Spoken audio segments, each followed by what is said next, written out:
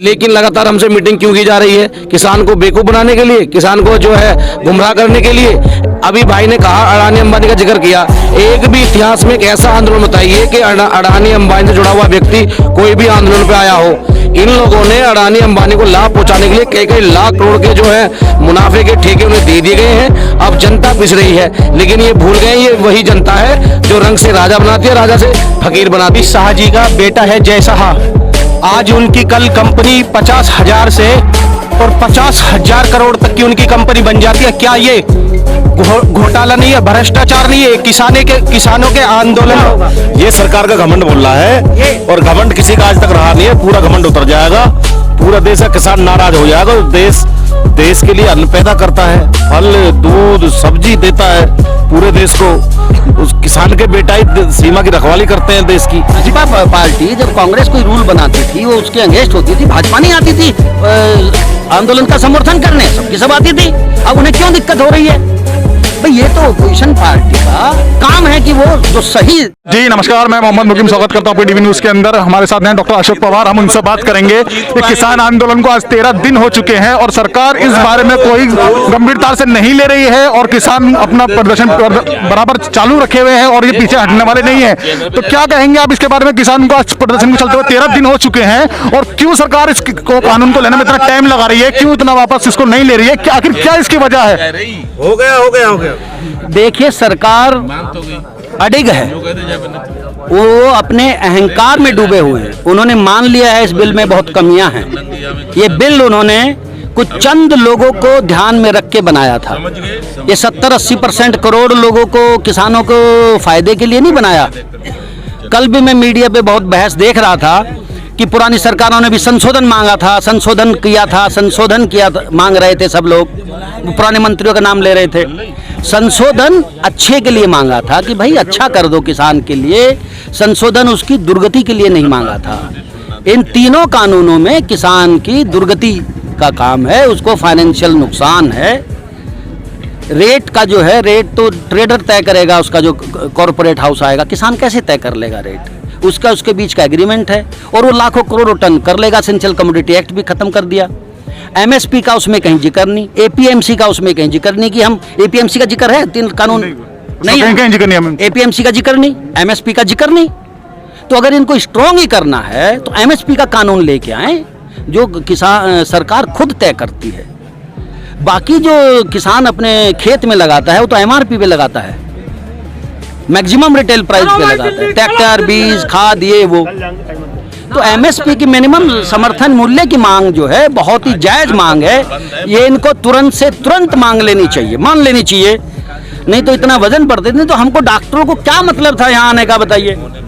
जाहिर है आप किसके साथ में किसान प्रदर्शन कर रहे हो, आप ही और भी विपक्ष पार्टियां हैं जो इसमें का प्रदर्शन कर रही हैं, जिसको किसान आंदोलन में सपोर्ट कर रही हैं। जैसे कल कन्नौज जा रहे हैं अखिलेश यादव जी, उनके जो कार्यकर्ता थे उन पे लाठीचार्ज भी हुई है, बहुत पीटा भी गया है उनके साथ में, बहुत दुर्व्यवहार किया गया है उनके साथ में। तो इसके बारे में आप क्या कहना चाहेंगे? क्या आपको किसी और पार्टी की सपोर्ट की जरूरत है? नहीं, इसमें तो सरकार की गलती है सारी।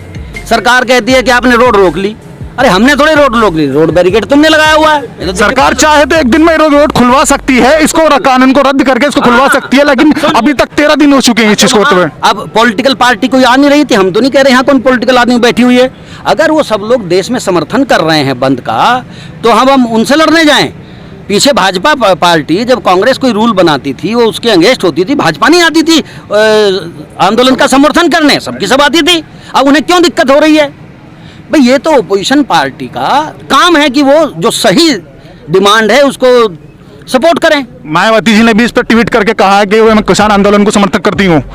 तो हमें तो सबका समर्थन कर रही है तो अच्छी बात है। तो सारी विपक्ष पार्टी इसका समर्थन कर रही हैं। हमें तो आपका भी चाहिए, आप कर रहे हो। जी बिल्कुल, हमें तो सबका समर्थन चाहिए भाई। नरेंद्र मोदी करें जी, नरेंद्र मोदी का समर्थन करें सब लोग। जो गलत कानून बना रहे हैं सरकार आपके अकॉर्डिंग, उसके बारे में बात करना चाहता हूँ। अच्छा काम कर रही थी, कांग्रेस खराब काम कर रही थी तो उनका समर्थन करके जितवाया था जी। और यदि अब गलत काम करेंगे तो राजनीतिक पार्टी तो विरोध कर ही रही है, लेकिन किसान को भी विरोध करने के लिए मजबूर होना पड़ेगा।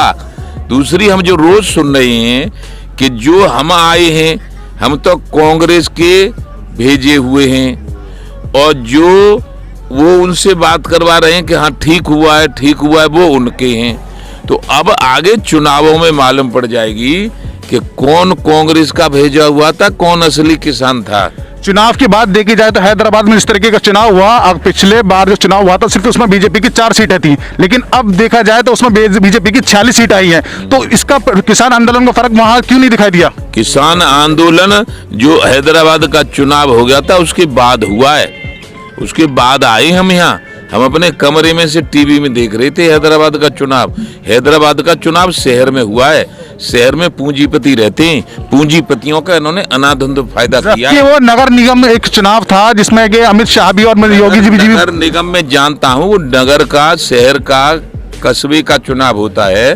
जब गांव में खेत का चुनाव होगा ना तो अमित शाह और नरेंद्र मोदी और वो राजनाथ सिंह और स्मृति ईरानी और वो वित्त मंत्री सीतारमण और जितने भी रमण हैं उन सबका किसी का पता नहीं लगेगा गांव में।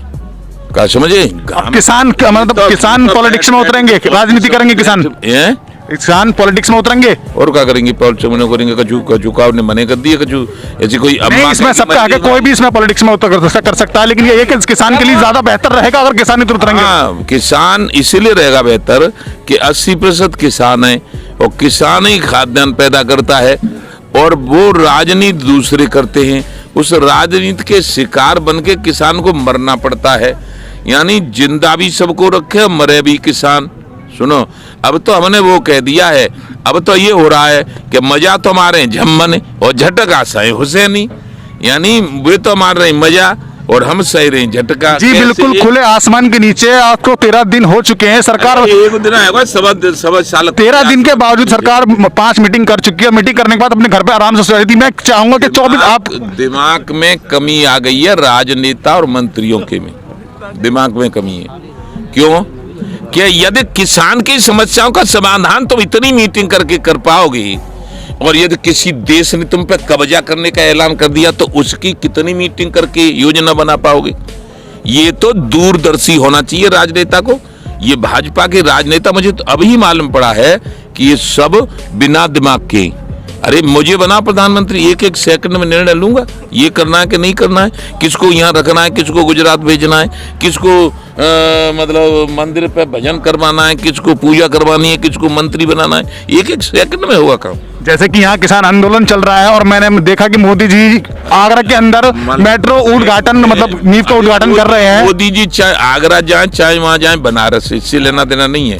लेकिन मैं तुम्हें जो बता रहा हूँ, मैं प्रधानमंत्री होता, ये आंदोलन करने आते तो इन्हें पूछता क्या करना चाहते हो, कि हम ऐसा चाहते हैं MSP की घोषणा करो, इससे कम होगी। मैं तुरंत हो गई, जाओ इधर से आए उधर हो चले जाओ अपने घर। मतलब आप बिल्कुल देश की और किसान की भलाई के लिए हर चीज करते, जो कि सरकार इस वक्त नहीं कर रही है। तो इसीलिए तो ये सरकार बदलनी पड़ेगी।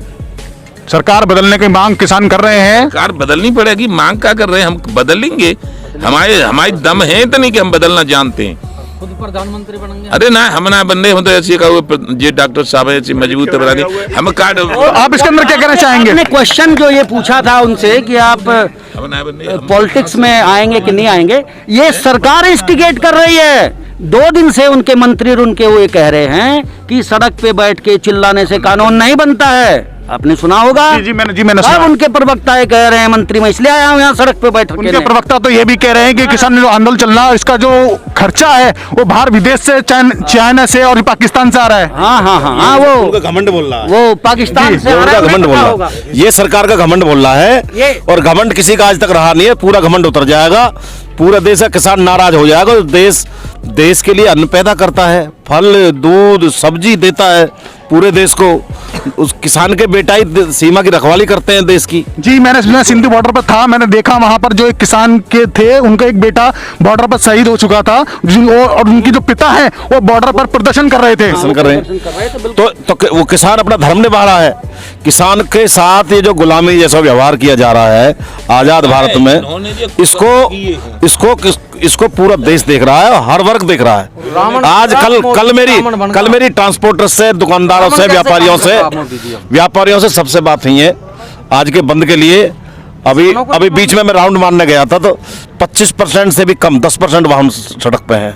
सब लोग हमारा समर्थन कर रहे हैं। दुकानदार अभी 4 बजे के बाद में दुकान खोल रहे हैं, कोई दुकान नहीं खोल रहा नोएडा में। जैसे कि मैंने अभी भी देखा, मैं जिस मार्केट से निकल के आया था वहां पर कुछ लोगों ने दुकानें बंद करके किसान आंदोलन का सपोर्ट किया है, मतलब उसका विरोध किया है, किसान उसका कानून का कृषि कानून का विरोध किया है और भारत बंद का साथ दिया है। लेकिन कुछ लोगों ने दुकान खोली भी है, जिसका दुकान खोलने के बावजूद में बता रहा हूँ प्रशासन जबरन जो संगठन है दुकानदारों के, उन पर दबाव बनाकर दुकान खुलवा रहा है। नहीं तो हमारी कल जिन लोगों से बात हुई, किसी भी कीमत पर आज ऑटो भी नहीं चल रहे हैं, ट्रांसपोर्ट नहीं चल रहा है, तो पूरा समर्थन होना है, पूरे देश का समर्थन है। बस जिसका बेटा सीमा की रखवाली करता हो, जो हमें अन्न दूध फल सब्जी खिलाता हो, उसका समर्थन क्यों नहीं करेंगे? उसका दम घोटने का, उसकी सांस घोटने का, उसे गुलाम बनाने का काम क्यों कर रही है सरकार?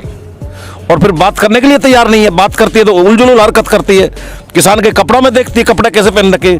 क्या एक सबको सब चीज देने वाला किसान सबसे कमजोर हालत में दिखना चाहिए उन्हें? ये तो बहुत शर्म की बात है। नालायक लोग हैं, ऐसी नीच हरकत करते हैं, और जो ऐसी बात करते हैं बहुत घटिया बात है। इस तरह की बात करते हैं तो किसान अब जागरूक है। पूरे देश का किसान एक किसान अपना मांग नहीं है, किसान की कोई भी किसान अपना अधिकार अपना हक मांग रहा है। अपना हक, किसान का अपना हक है, अपना अधिकार है, उसके लिए किसान लड़ेगा। और उन्हें किसी भी कीमत पर आज यहाँ रोक रहे हैं। क्यों रोक रहे हो भाई तुम किसानों को? दिल्ली हमारी नहीं है, दिल्ली हमारी है, हमारे बनाए हुए लोग वहाँ भेजे हुए हैं। वो हमने वकालत के लिए इसलिए भेजते हुए कांग्रेस नहीं कर पाई, जो किसानों का भला हमने आपको भेज रहे हैं। आज वो इतना बदल गए, वो पूंजीपतियों के लिए काम कर रहे हैं। मैं साफ शब्दों में कहना चाहता हूँ, ऐसा लग रहा है इस भारत का नाम है कि अडानी और अंबानी इंडिया प्राइवेट लिमिटेड कर देंगे। वो हम नहीं होने देंगे। एक कानून को रद्द करने में इतना टाइम लग रहा है, 13 दिन हो चुकी है, लेकिन अभी भी कल की एक मीटिंग में है, उस मीटिंग में लगता है तो कुछ समाधान नजर आएगा। आप फिर ये बताओ, कानून जिसके लिए बना रहे हो उसे स्वीकार करने को तैयार नहीं है तो तुम क्यों बना रहे हो? तुम्हें जरूरत क्या पड़ रही है? और कल मीटिंग में फैसला हो ना हो, हमें उसकी चिंता नहीं है। हम अड़ेंगे अपने फैसले पर। लगातार धरना प्रदर्शन आंदोलन ये चलता रहेगा और सीधे दिल्ली कूच करके उनके घर में घुस करके उनको निकाल करके पूछेंगे हमारा हिसाब दे कानून कैसे बनाया। और जो कानून के जो करेगा इसके, अगर हमारे यहाँ फसलों का भी वो कोई करेगा, कोई निर्णय उसका नहीं। किसान आयोग की अपनी सरकार बनाकर के अपना किसान आयोग गठन करेंगे। किसान आयोग खुद फैसला करेगा। किसान आयोग में किसान ही होंगे, उसका अध्यक्ष भी किसान होगा, उसके जितने भी सलाहकार सब होंगे, साथी सब किसान होंगे। किसान आयोग में कोई दूसरा नहीं होगा। आखिर ये कल 5 बैठकों के बाद में कुछ हल नहीं निकल पाया है किसी भी तरीके का। छठी बैठक भी कल जो होगी, छठे दल की बैठक जो कल होगी, तो उसमें लगता है कुछ समाधान निकल सकता है। हमें इनसे कोई उम्मीद नहीं है। इनकी मानसिकता अच्छी नहीं है। इतने घटिया लोग जो हो सकते हैं, इतनी गंदी मानसिकता जिनकी हो सकती है कि देश के अन्नदाता को गुलाम बनाना चाहते हैं। उसमें अभी तक तो हमारा जो इनकी किसान विरोधी नीति है, उसके तहत जो हम पे कर्जा किसानों पर हो गया, उसी का इन्होंने जो आज तक माफ़ नहीं किया। पूंजीपतियों को माफ़ कर रहे हैं। जो अडानी है, ये 600 करोड़ के घाटे में चल रहा था, आज वो इतने मुनाफे में चला गया है। ये कहा, ये सारी दुनिया नहीं जाने इस बात को। हिंदू मुस्लिम पे देश को कब तक गुमराह करोगे? हिंदू मुस्लिम पे किसान और देश कभी गुमराह नहीं होगा। अब सब समझ गए इनकी राजनीति। चुनाव आने से पहले हिंदुत्व को खतरे में ले जाते हैं। हिंदू मुस्लिम आपसी सद्भाव में जहर घोलने का काम करते हैं। जो देश के लिए जहर घोलने का काम करेगा, इस तरह से फैलाएगा, ये इनका ज़्यादा दिन तक चलने वाले नहीं है। और भूखे मजदूर किसान सब यही कह देंगे, भूखे भजन हो न गोपाला, ये ले अपनी कंठी माला, इसको फेंक देंगे। 50,000 करोड़ में चली जाती है अमित शाह के लड़के की। जैसा कि ये बता रहे हैं कि मतलब जो किसान मुसलमान भी कुछ जो किसान है वो प्रदर्शन कर रहे हैं, लेकिन वो कह रहे हैं वो खालिस्तानी है और मुस्लिम लोग हैं जो वो किसानों को भड़का रहे हैं। तो क्या ये कहना चाहिए कुछ मुसलमान है जो आप किसानों को भड़का रहे हैं, कुछ ऐसा कर रही हैं? क्या मुसलमान किसान नहीं हो सकता? ऐसा है, हमारे हिंदू मुस्लिम सिख ईसाई सबकी एक ही जाति है, वो है किसान। हम सब किसान हैं। मुस्लिम भाई, सिख भाई, सब भाई जो खेती करता है वो किसान है। जो किसान के लिए लड़ाई लड़ रहा है वो किसान है। इससे तो तुच्छ मानसिकता इस तरह की बात करके हमको देश को गुमराह कर रहे हैं। ये देश गुमराह नहीं होगा। अब इनके पैर उखड़ने शुरू हो गए हैं। इनकी मानसिकता का सबको पता चल चुका है। कोई भी इनके चक्कर में आने वाला नहीं है। जितनी देर कंगे इतनी इनकी जड़ें खुदेंगी। नहीं तो जल्दी से किसान आयोग गठन करें और किसानों का अधिकार किसान के पास, किसानों का हक किसानों के पास रहे। जी भाई आप खड़े होकर कुछ कह रहे थे, मैं आपसे बात करना चाहूंगा जी। भाई मैं ये कहना चाहता हूं कि अमित शाह जी का बेटा है जय शाह, आज उनकी कल कंपनी 50,000 से और 50,000 करोड़ तक की उनकी कंपनी बन जाती है। क्या ये घोटाला नहीं है, भ्रष्टाचार नहीं है? किसानों के आंदोलन से ये जुड़ा हुआ मुद्दा ये सरकार क्यों नहीं मानती है?